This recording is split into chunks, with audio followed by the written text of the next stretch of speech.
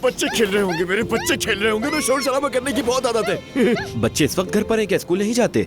तुम्हें क्या है, निकम्मे बच्चे, शौक नहीं है पढ़ने का किसी को। छोड़ो मुझे, छोड़ो।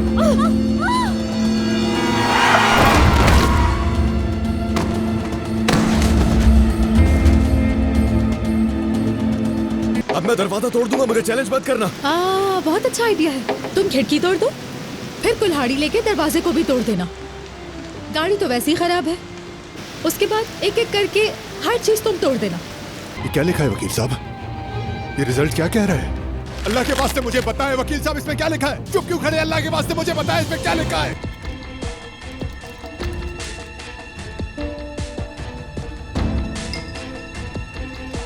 मोहब्बत बदुआ बन गई है।